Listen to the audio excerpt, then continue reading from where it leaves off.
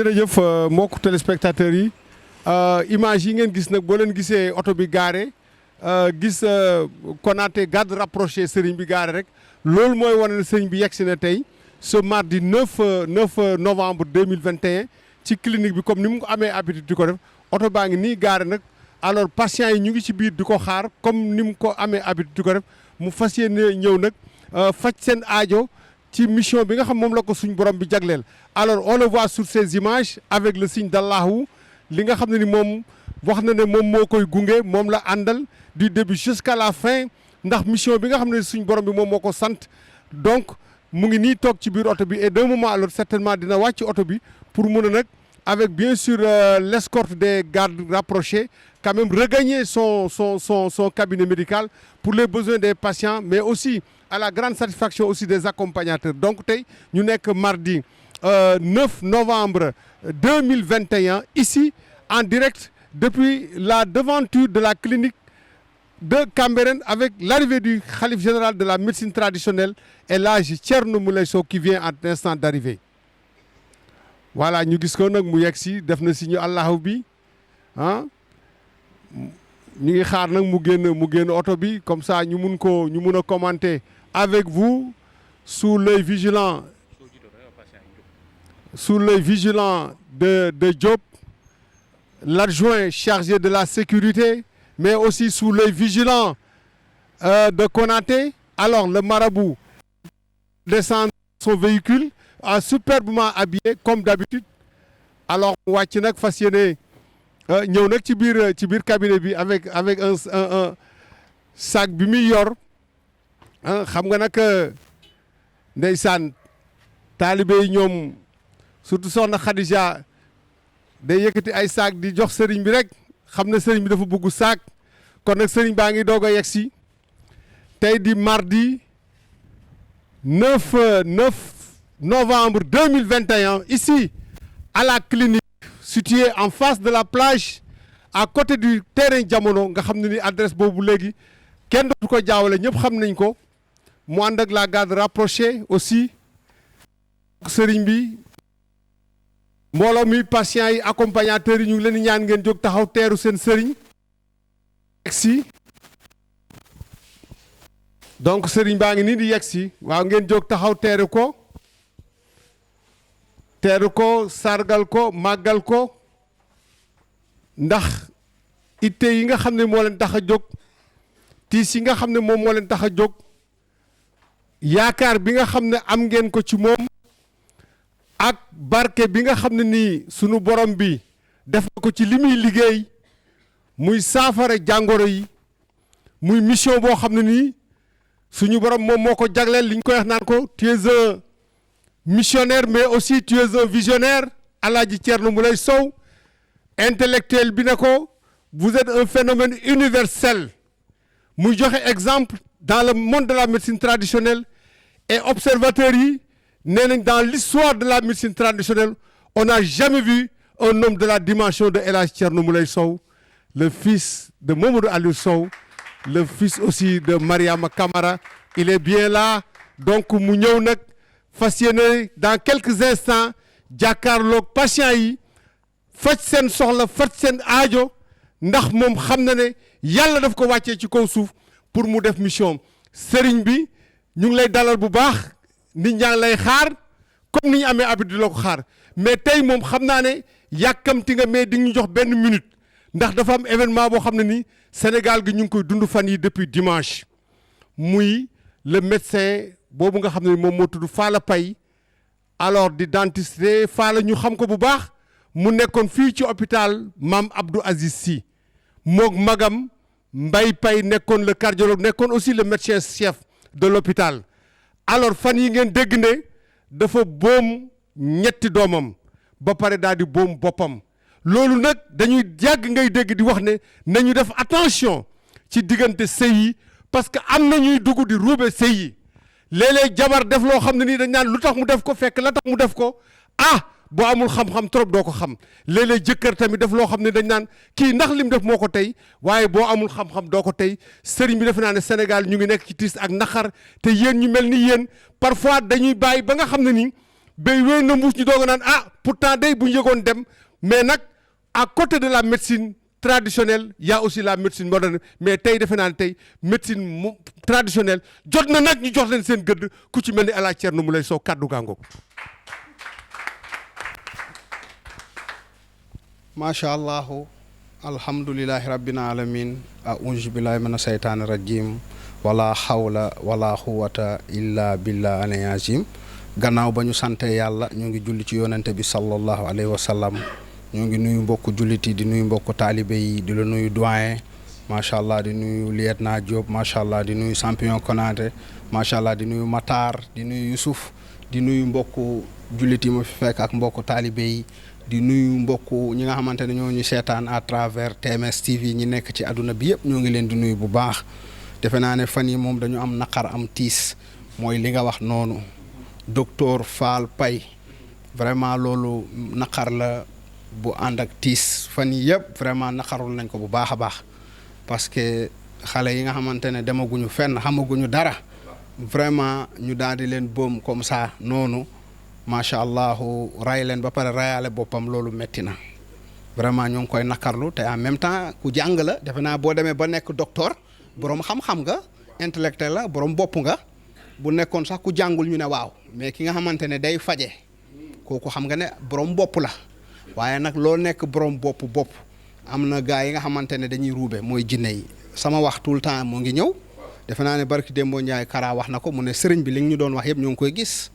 docteur xam nga bu ñu nee docteur kay kooku complété la kooku dafa complété moo tax ñu ne ko docteur seede Allah ku yool foofu bu demee ba jëf lii bu ñu xoolee ba ci biir xam nga ne du moom moo ko def ndax nag dund nu mu neexee ba ko wax dee sax mu mer ah nga jël ay poison def ko ci ay jus xawma am naqar def ko xam nga ne naa la wax lenn nag xam nga jinne yi saa yoo meree dañuy profité ci foofu ci sa mer moo tax nañu wàññi mer yi rawatina jigéen ñi rawatina góor ñi parce que dafa am jinne yi nga xamante ne saa yoo meree rek foofu la ñuy mën a liggéey lu ñu bëgg a liggéey ci yow moo ngi mel ni mbër xam nga bu la jàppee action exemple bu la jàppee action day topp action bi ba bu la jekkoo du la bàyyi léegi nag jinne yi noonu la maanaam saa yoo meree rek may nga leen buntu may nga leen opportunité ñu liggéey ci kaw maanaam ci sa biir mer léegi nag bu ñu liggéey ci sa biir mer bi après bëy day woy mbuus ndax dañ lay fekk sa biir mer ñu gonfale la maanaam liggéey ci li nga xamante ne après yow da nga koy rëccu wala sa mbokk koy rëccu ko loolu moo xew loolu moo dal docteur Paye Fall vraiment naqarul nañ ko lool xam nga barki Dembo Ndiaye tamit gis ngeen benn douanier bu rey doomam mu toog mu ne moom moo rey doomam xamul lan la te doomam daf ko bëgg mooy li may wax rek xam nga saa su ne li may expliquer ñi ñaa ngi koy comprendre parce que jinne dafa nekk li nga xamante ne du ñëpp la yàlla may possibilité ñu koy gis du ñëpp la yàlla may bopp ñuy gis jinne maanaam mën nga nekk imam mën nga nekk xaafisul xuraan mën nga nekk xutbu loo mën a nekk jinne yi dañ lay fekk ruube la def loola ay jëf yi doy waar kon nag lu metti la lu doy waar la nañu fagaru moo gën faju ñoo ngi leen di ñaanal yàlla na yàlla yërëm leen xaare aljanna ñetti doom nga rey leen rey sa bopp loolu du neen non loolu du neen macha allah te gis nañ ko day def sport day dem ak ay xaritam moo ngi ànd ak conscience am tranquille mais ci biir meram gars yi dañ koo ruube waaw c'est grave métti na trop vraiment métti na trop yal na yàlla def jàmm lii yàlla na fi gëj mais nit ñi nañuy bàyyi xel ci samay wax nañuy bàyyi xel ci li may wax c'est importance parce que li may wax déjà saa su ne dañ koy gis calculer ku rey ñetti doomam xam ngeen ne y a quelque chose xam ngeen ne nit simple mënu ko def doomu aadama bu wër ànd ak xelam mënu ko def waaye nag moment bi ñu lay jàpp moment bi ñu lay jàpp di la ruubeloo moment boobu doo nekk du yow du doon yow mais nag boo teelee xam loolu nga teel a fagaru balaa moment boobu di ñëw kon nag loolu la ñuy wax doyen ñoo ngi sant ñëpp di gërëm ñëpp waaw. di nuyu aussi di nuyu responsable kër gi Alseni Silla Moulé di nuyu ñëpp di ñaanal ñëpp jàmm di kontaan bu baax ndax nag partout dans le monde ñi ñaa ngi woote ñi ñaa ngi ñëw ñoo ngi sant suñu borom bu baax xam ngeen ne boo gisee ma guddee ñëw nii maa ngi ci yeneen tamit xam nga rek macha allah même bu ma ñëwul ci kër gi maa ngi ci ñeneen ñi tamit loolu la foog ñu comprendre aussi ak téléphone yi ñu jéggalu tamit ci ñàkk jot bi parce que ñi ñi woo tamit dañuy bari kon nag ñoo ngi sant suñu borom bu baax a baax jërë ngeen jëf. tàccu leen Thierno Mouleye Sow ni nga ko amee habitude di ko wax rek ni ngeen amee humilité reconnaître maanaam médecin traditionnel yi moderne yi nga xam ne nii ba feebar pandémie bi ñëwee dañ leen takkaloo masque ngeen nangu ñu laal loolu leen gel ngeen nangu ñoom tam dafa jot nag ñu jox leen seen gëdd xam ne am na domaine boo xam ne ñoom mënuñ ci dara yéen a ci mun dara parce que yàlla yéen la jox xam-xam boobu kon nag message bu am importance moom la sëriñ bi joxe léegi muy message yu njaal vraiment à l'endroit de tous les Sénégalais pour la disparition tragique du docteur Falla Paye, chirurgien dentiste qui s'est tué mais aussi qui a tué ses 3 enfants pour des histoires de ménage, de famille. Alors vous avez entendu le message de condoléances du marabout, mais aussi le message de rappel du marabout sur ce que les esprits sont capables de faire. Alors donc, en tant qu'intellectuel, il y a des choses qu'il ne faut pas occulter. nañ koy bàyyi xel parce que ñoom jàng ba am lijaasa taxul nga rëcc taxul nga mucc am na loo xam ne du seen domaine te lii nga xam ne tey moom moo ñëw sëriñ bi yàgg na ko wax yàgg na ko prouver waaye la mu waxoon chaque jour rek ñu gis ko kon nag nit ñi nañuy fagaru liñ naan fagaru moo gën faju jàng am sa ay diplôme baax na de waaye nag am na loo xam ne ni tamit na nga ko ci boole parce que fu sa xam-xam yem rek am na koo xam ne xam-xamam fa la tàmbalee loolu nag da nga koy sóoraale ndax ku ci nekk sa domaine de compétence yéen ni ngeen respecté yéen médecin traditionnel na ngeen respecté médecin moderne yi vice versa mais sëriñ bi daal message boobu nit ñi dégg nañ ko bu baax a baax a baax a baax vraiment ngay jullit tamit xam ne ki dem tamit jullit la ki dem jullit la doomu Sénégal la dafa bokk ci ñun waaye xam nga nit ku ànd ak sagoom munoo waxuma la rey sa bopp mais tiim doom ak doom nga xam ni mu saxee ci xol nga xam ne doom sidit la xale yoo xam ne ay moomi lañ xamuñ dara defuñ la dara parce que am nga problème ak seen yaay rek nga boole leen faagagal loolu defe naa nit ku normal du ko def te man mi xam Falla Paye pour l'avoir vraiment fréquenté pendant très longtemps xam naa ne c'est un homme très équilibré mais moment ba mu koy def du woon Falla Paye mais leneen moo xam ne moom moo ci rax donc chers téléspectateurs message boobu lañ leen doon jottali vraiment à travers la TMS TV avec l'arrivée de El Hadj Thierno Mouleye Sow comme à chaque fois que l'occasion se présente bu ñëwee rek parce que à chaque fois qu'il vient c'est des moments de très grands événements yoo xam ne ni dañ leen koy vivre en direct sur les images de la TMS TV donc ngeen rester à l'écoute scotché sur la TMS TV pour d'autres reportages ce mardi 9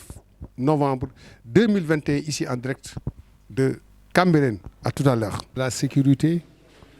qui demande aux patients de monter pour pouvoir regagner la salle d'attente.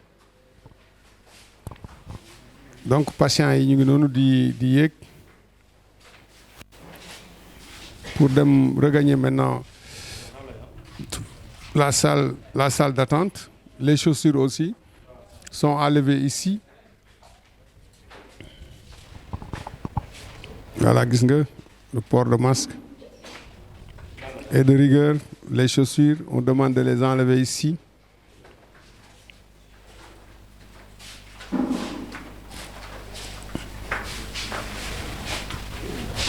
Patient yaa ngi yéeg ma ne ko patient yaa ngi yéeg voilà les chaussures dàll yi bon on les enlève ici. Les sacs aussi sont déposés.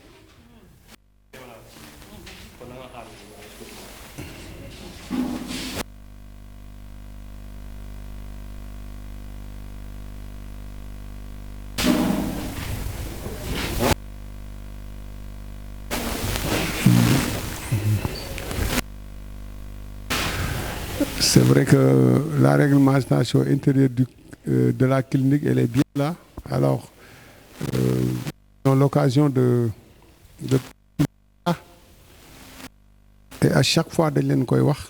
lii ak lii conditions yi lii la D'ailleurs patients yi dañuy signer un contrat en bonne et due selon la réglementation parce que le marabout il a pris position être en règle ci des principes pour la préservation des images d'autrui. Voilà, le contrôle des sacs mu ne ko le contrôle des sacs waaw gis nga sac yi ngeen gis ngeen nii ngeen ko gisee nag Konaté moo koy vérifier sac yi dañ koy xool parce que loolu ça fait partie des dispositions des conditions d'acceptation au niveau de l'accueil fii. Alors donc ngeen gis noonu ci image yi bon on a fini de faire monter les patients ñu ngi noonu toog sur les bien installés sur les fauteuils sur les canapés en attendant de pouvoir peut-être leur donner l'occasion d'être reçus un en un par le marabout selon la liste d'arrivée que va gérer Alfousseni Sylla, le secrétaire particulier du marabout. Et dans ce cas-là, nous vous donnons rendez-vous tout à l'heure pour d'autres reportages sur la TMS TV.